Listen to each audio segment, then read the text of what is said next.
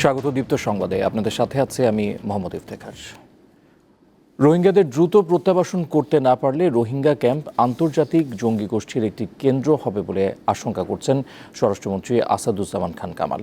আজ উখিয়ার রোহিঙ্গা ক্যাম্প পরিদর্শনে গিয়ে মন্ত্রী বলেন, জঙ্গিবাদের যে আশঙ্কা দীর্ঘদিন ধরে করা হচ্ছে, ক্যাম্পে এরই মধ্যে সেই আলামত দেখা যাচ্ছে। সরকারের জরুরি কাজ হলো যারা রক্তপাত করছে, জঙ্গি কার্যক্রমে জড়াচ্ছে, তাদের চিহ্নিত করা। এপিবিএন সে কাজটি করে যাচ্ছে। সকাল 11টায় উখিয়ার 19 নম্বর ক্যাম্পে পৌঁছান স্বরাষ্ট্রমন্ত্রী। সেখানে এপিবিএনের সাথে বৈঠক করেন তিনি। এরপর এপিবিএনের কার্যালয় প্রাঙ্গণে বৃক্ষরোপণ করেন আসাদুজ্জামান খান কামাল। আমাদের দেশ কোনো ড্রাগ তৈরি করে, কিন্তু সেখান থেকে ড্রাগ আসতো এবং এই ক্যাম্পের কিছু সংখ্যক লোকের সঙ্গে জড়িত হয়ে গিয়েছে।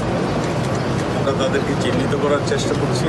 আর যারা এইরকম অস্ত্র নিয়ে ক্যাম্পে আনাগোনা করে কিংবা রক্তক্ষরণ হয়েছে, আপনাদের চেষ্টা দেখেছেন, তাদেরকে চিহ্নিত করা হলো আমাদের মূল কাজ এবং তাদেরকে আইন অনুযায়ী তাদের ব্যবস্থা নেওয়া, এই সবগুলি আমরা করছি।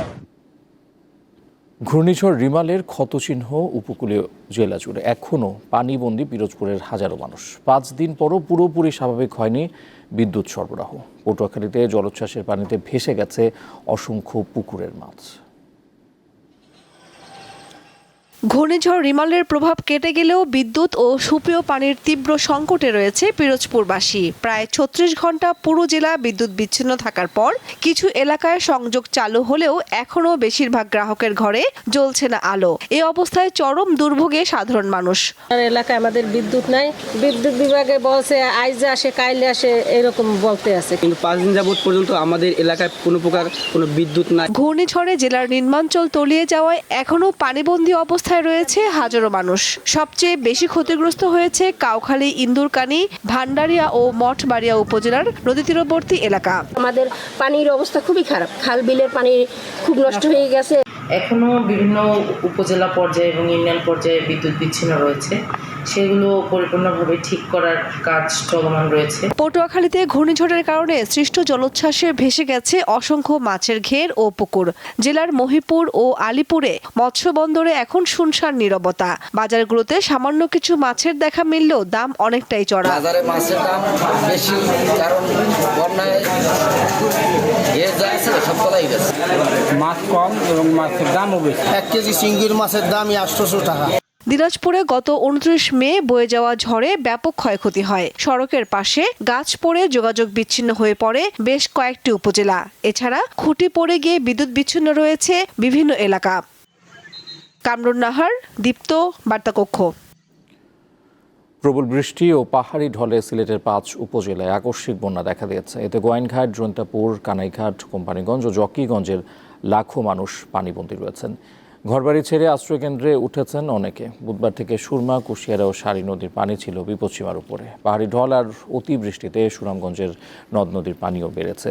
পানি উন্নয়ন বোর্ড জানায়, হাওরে পানি প্রবেশের জন্য স্লুইস গেট এবং বাঁধ কেটে দেওয়া হয়েছে। হাওর পানিতে পরিপূর্ণ হওয়ার পর ঢল আর অতিবৃষ্টি হলে সুনামগঞ্জেও বন্যা হওয়ার আশঙ্কা রয়েছে।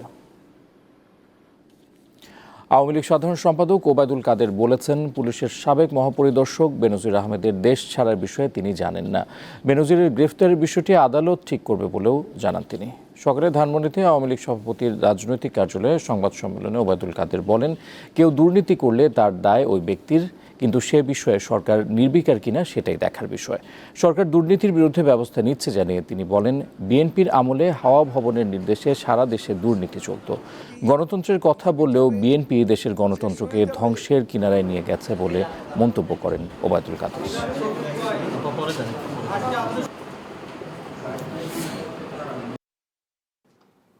বাংলাদেশের নির্বাচন সহ 64টি দেশে জুলাইতে ইউকেতে নির্ধারিত।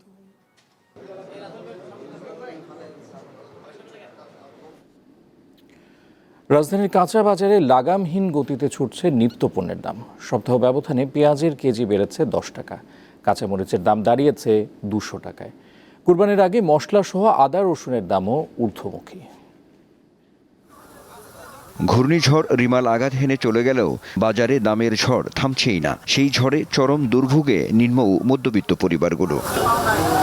রাজধানীর হাতিরপুল বাজারে গিয়ে দেখা যায় পেঁয়াজের দাম বেড়েছে কেজিতে 10 টাকা, কাঁচামরিচের কেজি ঠেকেছে 200 টাকায়। বাজারের যে অবস্থা, মধ্যবিত্ত এবং নিম্ন মধ্যবিত্ত লোকজন ভাই চলার মতন অবস্থান নাই। পেঁয়াজের দাম আসলে বাড়ার কারণ হচ্ছে কি, পেঁয়াজ আমরা নিজেরাও বলতে পারবো না। আমাদেরকে একটা ওজন দেখা যায় বৃষ্টি বদল পেঁয়াজ খুব কম আসতেছে। আর হলো পানি হয়েছে বলে এই জন্য মরিচ নাই, মরিচ আইয়ে কম, এই জন্য দাম বেশি। বেশিরভাগ সবজির কেজি 50-60 টাকার মধ্যে থাকলেও টমেটোর দাম 120 টাকা। কোরবানির ঈদকে সামনে রেখে মশলাসহ আদা রসুনের দামও বাড়তে শুরু করেছে। আদার কেজি হয়েছে এখন 260 টাকা, আমাদের কিনা লাগে 240 টাকা পাইকারি।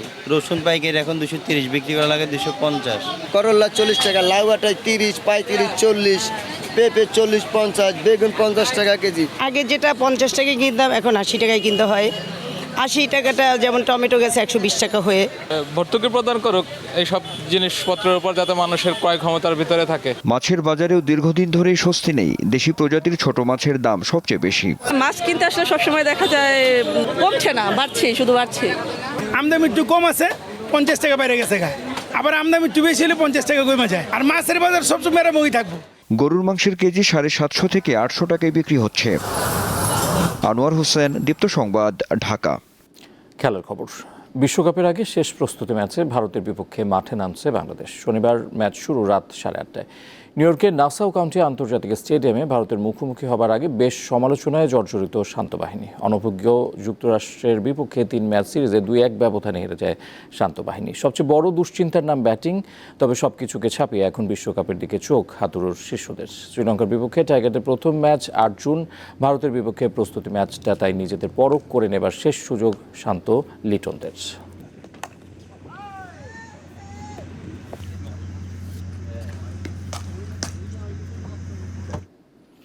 আর এই ছিল এখনকার মতো। পরের সংবাদ রাত 11টায় দেখার আমন্ত্রণ রইল। দর্শক, তথ্য বিনোদনের আরও খবর জানতে যুক্ত থাকুন দীপ্ত ডিজিটাল প্ল্যাটফর্মগুলোতে।